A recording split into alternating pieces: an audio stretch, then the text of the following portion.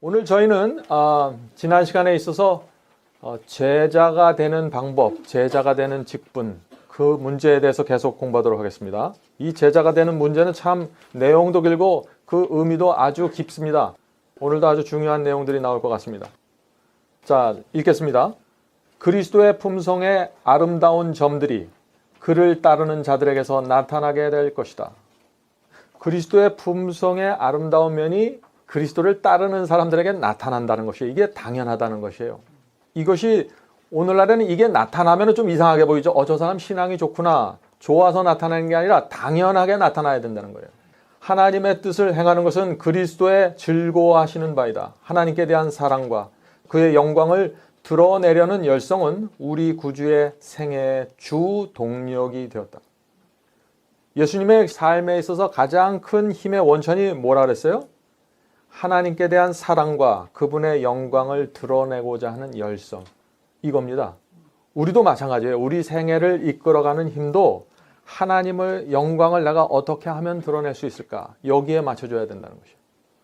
많은 경우에 저 같으면 그랬어요. 저는 내 구원에 초점이 맞춰져 있어요. 내가 어떻게 하면 구원받을 수 있을까? 내가 어떻게 하면 지옥 가지 않을 수 있을까? 이게 전혀 다른 문제거든요. 그래서 바울은 그것을 어떻게 표현했습니까? 먹든지 마시든지 무엇을 하든지 하나님의 영광을 위하겠다 했어요. 이런 마음이 그리스도인의 삶입니다. 내가 어떤 교리를 받아들이고 열성적으로 그걸 따라가는 이유와 목적이 무엇입니까? 내 구원입니까? 내가 지옥에 가지 않는 것이에요? 뭐예요? 아니라는 거예요. 자, 그러므로 이렇게 우리가 생각하면 뭐가 달라져요? 기도가 달라진다는 거예요. 기도. 어떻게 우리가 기도하게 될까요? 우리가 그런 생각하면 내가 어떻게 하면은 주님의 영광을 드러낼 수 있을까요? 가르쳐 주시옵소서. 이렇게 기도하게 되는 거예요. 내가 어떻게 하면 주님의 마음을 기쁘게 할 수 있을까요? 내가 어떻게 하면 잃어버린 영혼을 찾아서 주 앞에 데리고 올 수 있을까요? 이런 기도를 드리게 된다는 거예요. 이게 순수한 신앙으로 나가는 것입니다. 자, 계속해서 그 말씀 읽겠습니다. 사랑은 그의 모든 행동을 아름답게 하고 고상하게 하였다. 사랑은 하나님께로부터 나온 것이다. 하나님께 마음을 바치지 아니하는 자는 사랑을 창작할 수도 없고 만들어낼 수도 없다. 사랑은 오직 예수께서 다스리는 마음에서만 찾을 수 있는 것이다. 그래서 요한일서 4장에 이런 말씀이 있죠. 우리가 사랑함은 그가 먼저 우리를 사랑하셨습니다. 자, 이 말씀에 굉장히 중요한 것이 있습니다. 제가 여러 번 강조했습니다. 예수께 나가는 길, 우리가 지금 배우고 있는 이 책을 공부하면서 여러 번 강조했던 것이 있는데 그것이 무엇이죠? 하나님께 마음을 바치지 않으면은 그리스도인의 경험 중에 아무것도 생기지 않는다는 거예요. 하나님께 마음을 온전히 드리지 않고도 순종할 수 있죠. 무슨 봉사를 할 수 있죠. 할 수 있는 것처럼 보여요. 그러나 그 마음의 중심과 동기가 깊이 들어가면은 거기에 오염된 것들이 나온다는 거예요. 그래서 내 마음을 주님께 온전히 바쳐야만 성경이 말하는 그 경험이 그대로 우리 속에서 이루어진다는 것입니다. 굉장히 중요한 거예요. 그래서 하나님께 마음을 바치지 아니한 자는 사랑을 만들어낼 수도 없다. 사랑은 우리가 만들 수 없는 거죠. 자, 그러면 사랑은 어떤 마음에서만 가능할까요? 사랑은 하나님께 마음을 바친 사람, 즉 예수 그리스도의 마음을 받은 사람. 예수께서 우리의 마음을 지배해야 돼요. 우리가 우리 마음을 주님께 드려야 주님께서 우리 마음을 지배할 수 있잖아요. 다스릴 수 있잖아요. 네, 그런 사람만 성경이 말하는 사랑을 소유할 수 있다는 거예요. 자, 그런데 예수께서 우리 마음을 그렇게 지배하지 못하면 어떻게 될까요? 예수께서 우리 마음에 없다는 것은 무슨 뜻이냐 하면은요, 죄가 우리 마음을 지배한다는 거예요. 단순해요. 죄가 들어오면 예수께서 나오고 예수께서 들어오면 죄가 나가는 것입니다. 단순합니다. 이 둘 중에 하나의 중간은 없어요. 그래서 예수께서 우리 마음속에 거하지 않고 지배하지 않는다는 것은 죄와 이기심이 우리를 이끌어가고 지배한다 하는 그런 뜻입니다. 그래서 그렇게 되면은 우리 속에 있는 것은 그저 인간적인 애정과 애착심이지 성경이 말하는 사랑은 아니라는 거예요. 여기 동의하십니까? 예. 자, 계속해서 읽겠습니다. 하나님의 은혜로 말미암아 새롭게 된 마음에는 사랑이 모든 행위의 원칙이 된다. 사랑은 품성을 변화시키고 감정을 지배하고 정욕을 제어하고 증오심을 사라지게 하고 성정을 고결하게 한다. 이 사랑을 사람의 마음에 품으면 그것이 생애를 유쾌하게 하고 주위에 있는 모든 사람에게 정확해 하는 감화를 끼치는 것이다. 이게 얼마나 중요한 말씀입니까? 제가 주님을 처음 따랐을 때 제가 이 경험이 뭔지 몰랐습니다. 물론 제가 예수님을 믿고 처음 따랐을 때 저도 아주 열심히 있었어요. 최선을 다했습니다. 그런데 제 최선 속에는 어떤 분위기가 있었냐면 엄숙함만 있었어요. 분위기가 무거웠습니다. 네? 최선을 다했는데 제 마음이 하나님의 은혜로 은혜롭게 되는 경험을 그게 뭔지 몰랐어요. 사랑이 제 마음을 지배하지 못했어요. 어떤 원칙과 도덕적인 표준에 도달하겠다는 충성이 있었어요. 그러나 은혜가 내 마음에 젖어드는 것이 무엇인지 제가 이해하지 못했어요. 지금 여기서 그 말씀을 하는 거예요. 성경에 나오는 이 말씀도 순종하고 저 말씀도 순종해야지 하는 충성이 분명히 있었어요. 제 마음속에. 근데 저는 그것을 거듭남이라고 생각했어요. 근데 그게 아니라는 거예요. 아직까지는 아니에요. 그것은 거듭남으로 가는 과정에서 우리가 갖게 되는 경험이지 그 자체가 거듭남은 아니라는 거예요. 거듭남은 뭐예요? 지금 여기서 말하는 거는. 은혜가 내 마음을 지배해야 된다는 거죠. 사랑이 내 마음을 지배해야 된다는 것이에요. 열성만 갖고 살면 어떻습니까? 열성과 열심히 살면 어떻게 돼요? 처음엔 좋은 거 같은데 한참 살다 보면 어떻게 돼요? 마음이 허전해져요. 예? 뭔가 내가 중요한 경험을 놓치고 있구나 하는 걸 깨닫게 됩니다. 그래서 어떻게 됩니까? 한참 살다 보면 주님께 나가서 주님, 제가 놓치고 있는 이게 도대체 뭡니까? 그렇게 물어보게 되는 거예요. 마음이 허전해서.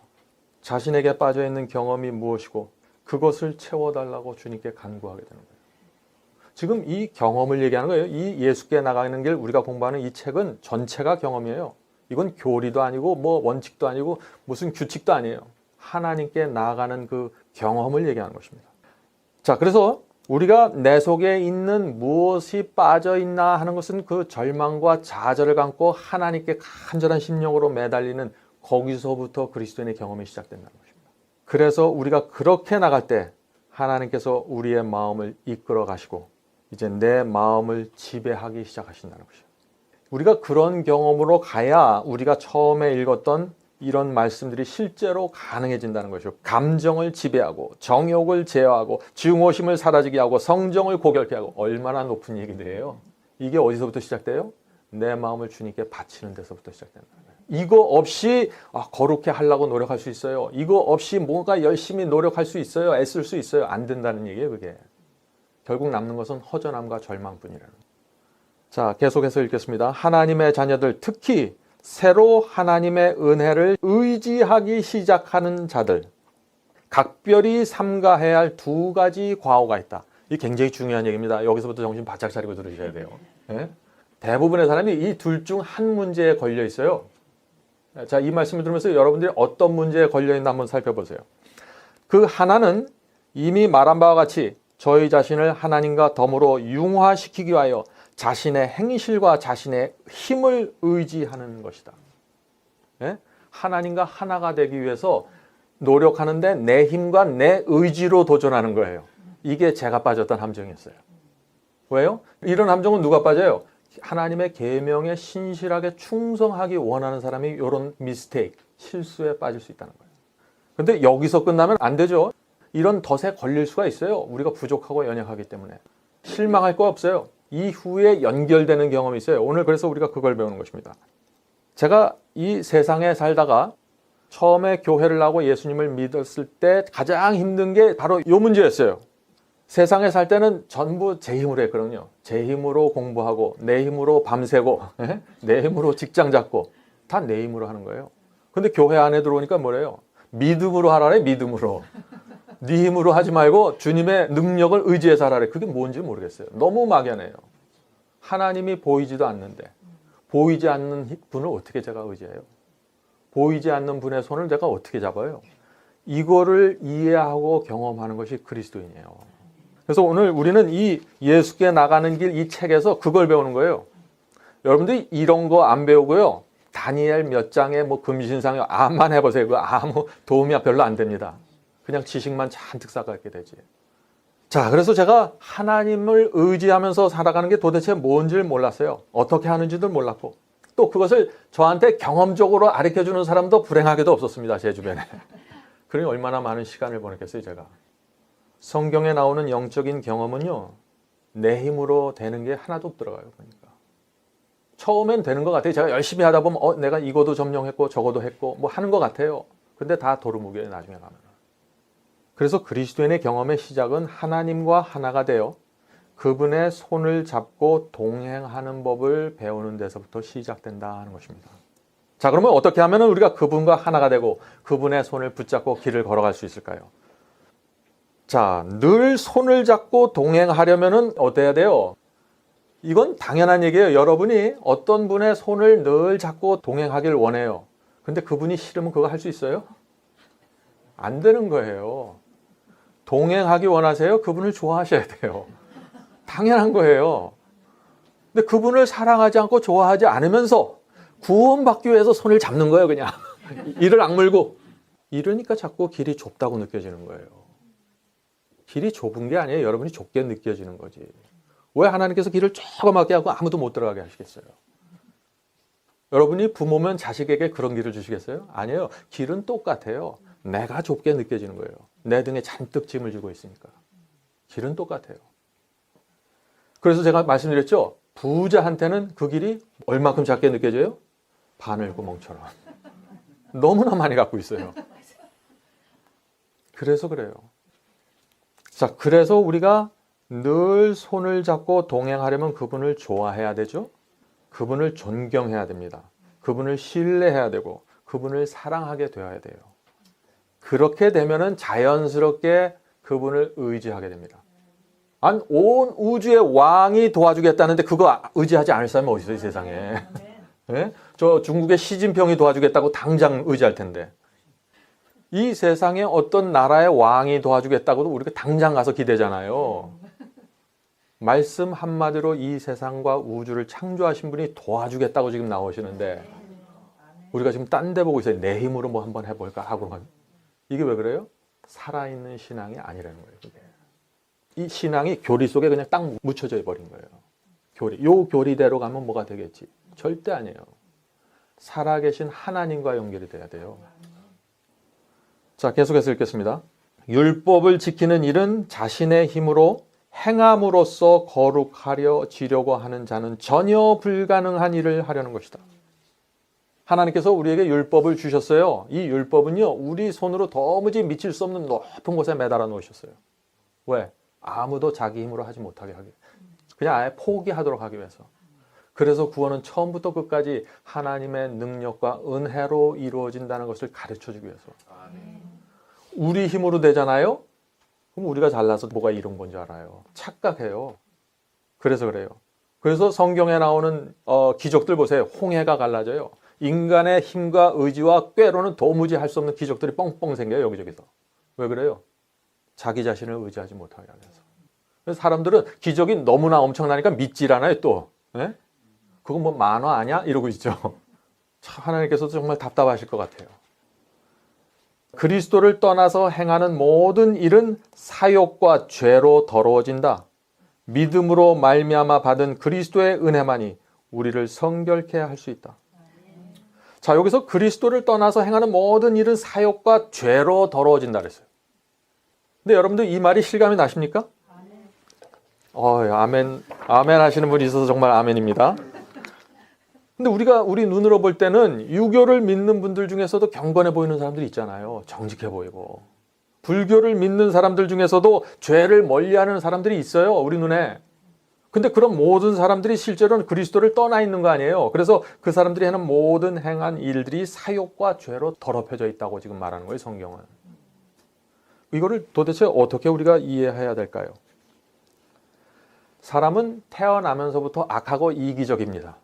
예? 그건 사실이에요. 태어나면서부터 악하고 이기적이에요. 자기밖에 몰라요. 그런데 우리가 훈련과 어떤 종교를 통해서 어떤 도덕률을 통해서 어느 수준까지는 올라가요. 교육을 잘 받으면요. 가정교육이 좋은 아이들 보면 어느 수준까지는 올라가요. 근데 그 이상은 안 돼요. 성경이 말하는 이 거룩함과 의라는 것은 그 이상이에요. 인간의 교육과 훈련으로 도달할 수 있는 그런 수준이 아니에요, 이게. 왜?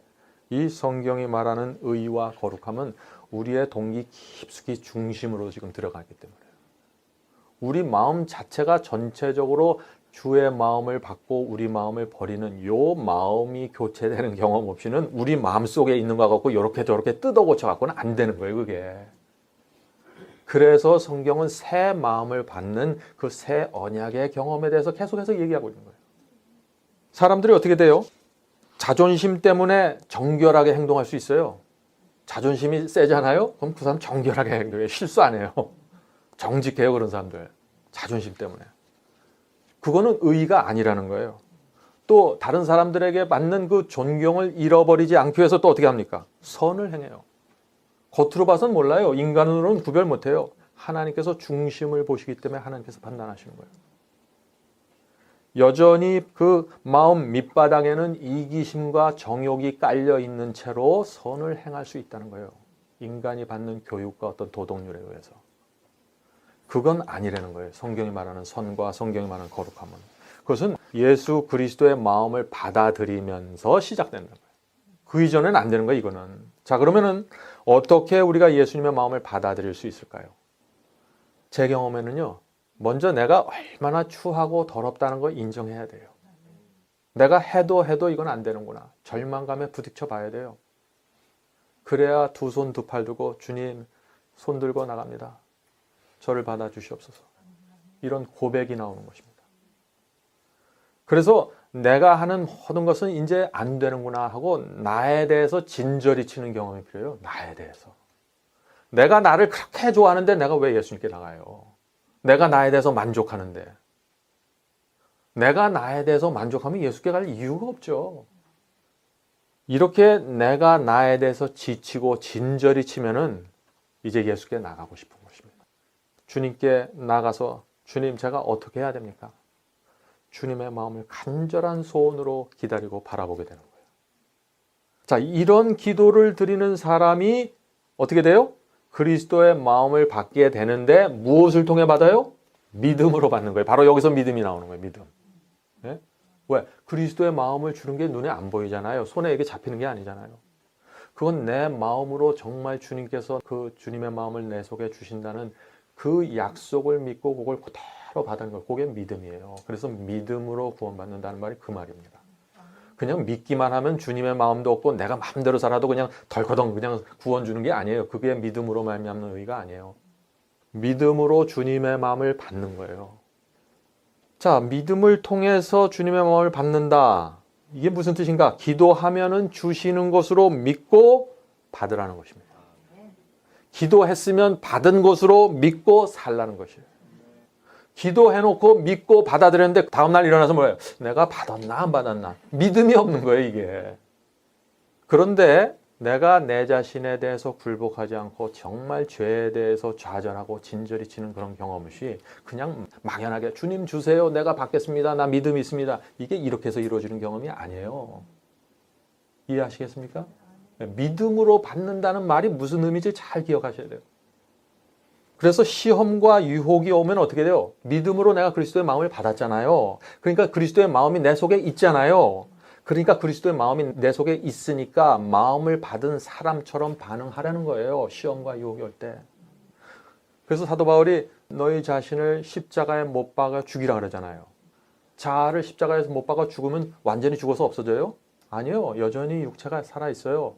무슨 얘기인가? 사도 바울이 그래서 로마서에서 말씀하시잖아요.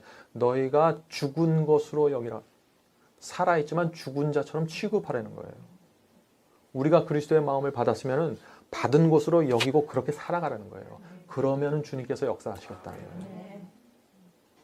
그래서 마음이 흔들 때 그리스도처럼 기도하고 하나님께 매달리는 것입니다. 왜? 내 마음속에 그리스도의 마음이 있으니까. 오늘 많은 사람들이 오해하는 것이 있죠. 그리스도 예수의 마음만 받으면 그 다음부터는 자동이다 라고 생각하는 거예요. 내가 예수님의 마음을 받았어. 나는 거듭났어. 그 다음부터 난 자동이야. 저절로 다 되는 거예요. 세상에 그런 게 어디 있어요.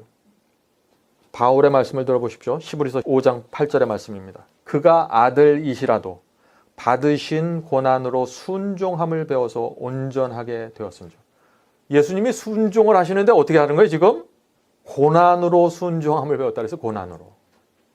예수님처럼 거룩하신 분이 왜 고난이 필요해요? 네? 고난을 통해서 순종을 배우셨다 그랬어요. 고난을 통해서. 자, 이것이 예수님의 경험이에요. 이상한 환상을 가지지 말라는 거예요, 저는. 거듭났다고 해서 뭔가 자동적으로 뭔가 다 이루어져 가는 게 아니에요. 자연스럽게 이루어져 가는 것은 사실입니다. 그런데 자동은 아니에요. 예수께서도 고난을 통해서 순종을 배웠다고 했죠? 이 말씀이 우리에게 얼마나 위로가 돼요?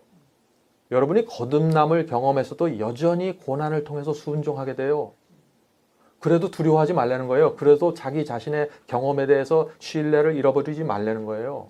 왜? 예수께서도 그런 경험을 하셨으니까. 그래서 이 말씀은 우리에게 위로가 되는 거예요. 이 히브리서 5장 8절을 말하면 어떤 사람은 이렇게 하죠. 예수께서 받으신 고난은 우리가 받는 이 고난하고 다릅니다 라고 주장을 해요. 예수님은 우리의 모본이 아니시기 때문에 예수님의 고난은 우리의 고난과 다릅니다 라는 이런 얘기들을 하죠. 정말 그럴까요? 사도 베드로 말 들어볼까요? 베드로 전서 2장 21절. 그리스도도 너희를 위하여 고난을 받으사. 예수님께서도 우리를 위해서 고난을 받으셨어요. 왜? 예수님께서 왜 우리를 위해서 고난을 받으셨을까? 너희에게 본을 끼쳐, 모본을 끼쳐 그 자취를 따라오게 하려 하셨느니라. 얼마나 분명해요? 예수님께서 이 땅에 오셔서 고난을 받으셨어요. 고난을 받을 수밖에 없는 몸을 갖고 오셨어요. 왜요? 그 이유와 목적이 어디 있어요? 우리에게 모본을 보이시기 위해서. 우리가 예수께서 가신 그 발자취를 따라가도록 하기 위해서. 예수님은 고속도로로 갔는데 우리는 산둥성에 올라가려면 이거 되겠어요, 이게? 그건 모본이 아니죠. 알 수가 없는 거죠. 그러면 예수님의 경험과 우리의 경험을 전혀 비교할 수 없게 되는 거예요. 이 말씀 이해하십니까? 이거 굉장히 중요한 얘기입니다. 심지어 예수께서는 어떻게 해요? 눈물을 흘리면서 통곡하셨다 그랬어요. 아니, 예수께서 그럴 일이 뭐 있어요? 하나님의 아들인데. 근데 이 말씀 보세요. 히브리서 5장 7절이에요. 그는 육체에 계실 때, 예수께서 육체에 계실 때, 이 땅에서 사셨을 때 자기를 죽음에서 능히 구원하실 이에게 심한 통곡과 눈물로 간구와 소원을 올렸고 그의 경외하심을 인하여 들으심을 얻었느니라. 자, 이 말씀도 참 이상하게 들리는 말씀이죠. 예수님처럼 거룩한 분이, 메시아가 왜 통곡과 눈물로 간구와 소원을 올리셔야 하는가? 자, 근데 이 히브리서 5장 7절 안에 답이 있어요. 왜 그렇게 해야 되는지. 그는 육체에 계실 때, 예수께서 육체를 취하시고 이 땅에 오셨기 때문에 이렇게 기도할 수밖에 없는 거예요. 우리처럼. 우리와 형제가 되셨기 때문에 우리처럼 기도하는 거예요. 우리의 모본을 보여주시기 위해서. 그래서 예수께서도 우리와 같은 육체를 갖고 있었기 때문에 우리와 같은 시험과 유혹을 받으셨던 것이에요. 그런데 예수께서 우리와 같은 시험과 유혹을 받으셨을 때 어떻게 지금 반응했다는 거예요? 능히 구원하실 이에게 심한 통곡과 눈물로 간구와 소원을 올렸고, 죄와 유혹이 올 때 이렇게 반응하는 사람들은 예수께서 가시는 길을 갈 수 있다는 거예요. 예수님의 마음속에 죄가 얼마나 미웠을까요? 그 죄 때문에 십자가에 달려 죽으시는데 얼마나 미워하셨을까요? 우리는 죄를 너무나 쉽게 생각한다는 거예요. 예수님이 죄를 생각하는 것보다. 여기서부터 지금 경험의 차이가 너무나 심각하게 지는 거예요. 여기서부터. 그래서 예수의 마음을 받는 경험이 필요한 것입니다. 예수의 마음을 받으면 죄가 그렇게 싫어진.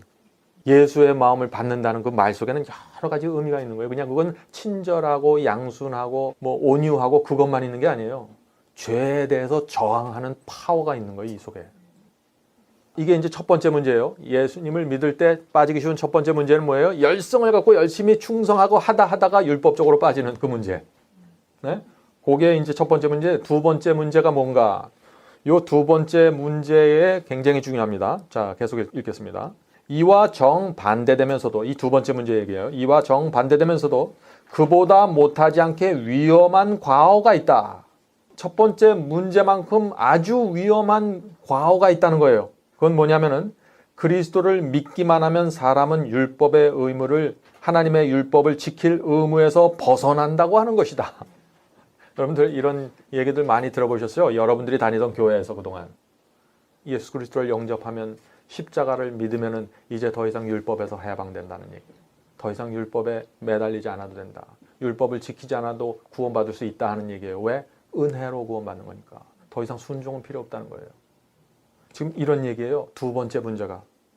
오늘날 대부분의 교회가 이 두 번째 문제에 빠져 있는 거예요. 즉 믿음으로서만 우리가 그리스도의 은혜를 받는 자가 되는 것이요, 우리의 행하는 것은 구속의 문제와 하등 관계가 없다고 주장하는 것이다. 믿기만 하면 계명을 지키지 않아도 된다는 것이에요. 십자가 은혜가 있기 때문에 순종하지 않고 죄를 범해도 구원에는 아무런 문제가 생기지 않는다고 가르치는 거예요.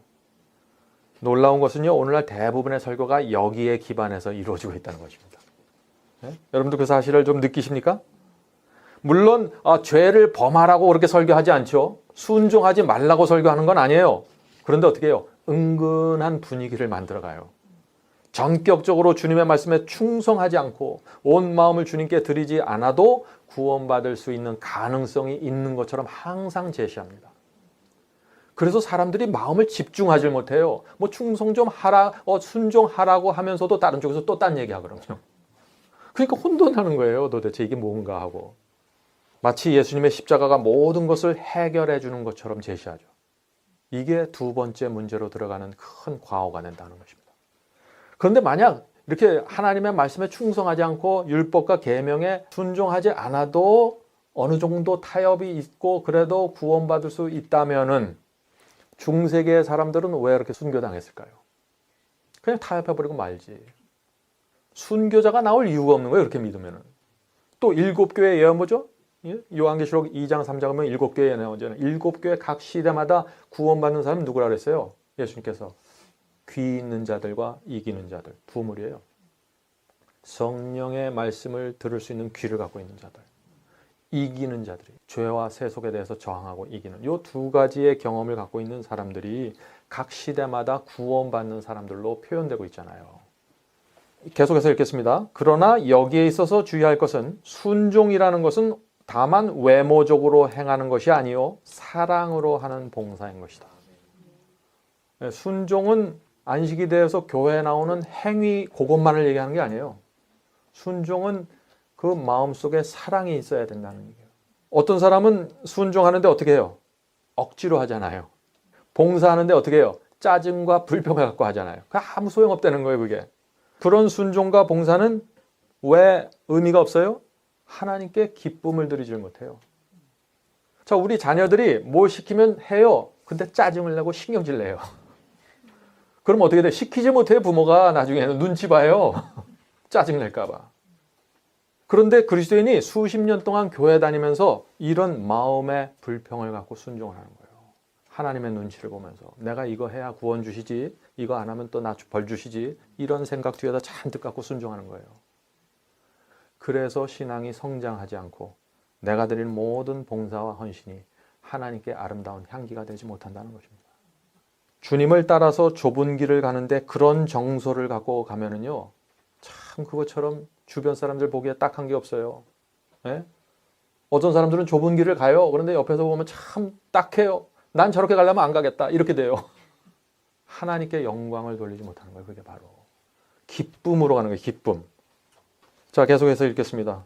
하나님의 율법은 그의 품성의 표현이요 사랑의 대원칙의 구현이 되나니 그러므로 이것은 하늘에서나 땅에서나 당신의 정부의 기초가 된다. 우리 마음이 새로워져서 하나님과 같이 될 것 같으면, 그리고 하나님의 사랑이 우리의 심령에 심어지면 하나님의 율법이 우리 생애에 실천되지 않을 것인가? 하나님의 사랑이 우리 마음속에 들어오면은 그 하나님의 계명과 율법이 자연스럽게 우리 생애 속에서, 삶 속에서 실천되게 된다는 것이죠. 당연하다는 얘기예요. 그러면서 이제 새 언약에 대한 성경절이 나옵니다. 내 법을 저희 마음에 두고 저희 생각에 기록하리라. 자, 이런 경험을, 이 사랑으로 움직이는 이런 경험을 얻기 위해서 살아가는 사람들이 누구예요? 바로 그리스도인이라는 얘기입니다. 자, 그런데 문제가 있습니다. 제가 아까 말씀드린 것처럼 이런 경험 없이 뭘 해요? 순종하려고 도전하는 거예요. 이런 경험 없이. 그래서 자꾸 실패하는 거예요.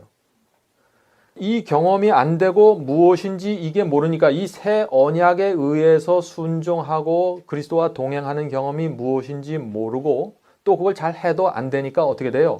순종하지 않아도 구원받을 수 있다는 설교를 하게 되는 거예요. 저도 설교하는 사람이지만은요, 설교는 내 경험 이상으로 올라가기 참 어렵습니다. 몇 번은 돼요. 몇 번은 돼요. 근데 매주는 안 돼요. 그건 그렇게 되는 게 아니에요. 그래서 여러분이 성경 공부를 남들에게 시키거나 말씀을 전하는 사역을 할 때는 반드시 이 새 언약의 경험이 뭔지 이해하셔야 돼요. 이거는. 자, 그러니까 이 경험이 뭔지 모르면 어떻게 돼요? 순종하지 않아도 구원받을 수 있다고 자꾸 억지를 부리게 돼요. 억지. 왜? 내 속에 없으니까. 착각이에요. 내가 안 되면 다 안 되는 줄 알아요. 그거 아니에요. 오늘날 수많은 믿음으로 말미암는 의에 대한 교리가 기독교에 하나 있습니다. 그런데요, 대부분 이 둘 중에 하나예요. 율법적으로 빠져나가 있든지 아니면 자유주의적으로 빠져나가 버렸어요. 율법적으로 빠졌다는 건 뭐예요? 새 언약의 경험 없이 내가 도전하는 거예요. 지키려고. 이 자유주의적으로 빠져나갔다는 경험, 그건 뭐예요? 자유주의로 빠져나갔다는 것은. 이것도 마찬가지예요. 새 언약의 경험을 모르는 거예요. 해도 안 되는 거예요. 그러니까 그건 안 되는 거로 밀어붙이는 거예요. 둘 중에 하나예요. 진리는 가운데 있어요. 뭐예요? 새 언약의 경험을 하는 사람만 이해할 수 있는 거예요. 굉장히 중요한 거예요. 그래서 많은 분들이 자신의 경험 속에서 온 마음과 생애를 바친 경험이 없기 때문에 이 두 가지 문제가 있는데 이 두 가지 문제의 공통점이 뭐예요? 다 내 마음과 생애를 주님께 드리지 않았기 때문에 생기는 문제거든요. 그러므로 우리가 믿음으로 말미암는 의의 교리를 정확하게 이해하고 경험하려면 첫 번째 할 것이 있는데 내 마음과 생애를 주님께 드리는 것입니다. 그래야 이 교리를 이해되고 이 경험 속으로 들어갈 수 있는 거예요. 자, 계속해서 읽겠습니다. 율법이 마음에 새겨지면은 그것이 생애를 형성하지 않을 것인가? 사랑 순종으로 하는 봉사와 충성은 제자가 되는 참 증거이다. 자, 제자가 되는 증거 뭐라 그랬어요? 순종, 사랑, 봉사와 충성. 이거예요. 이게 있어야 참 제자가 된 증거라는 것입니다. 계속해서 읽겠습니다. 그러므로 성경에도 하나님을 사랑하는 것은 이것이니 우리가 그의 계명을 지키는 것이라. 요한일서 5장 말씀이죠. 또 요한일서 2장에 이런 말씀이 있습니다. 저를 아노라 하고 그의 계명을 지키지 아니하는 자는 거짓말하는 자요 진리가 그 속에 있지 아니하였다고 하였다.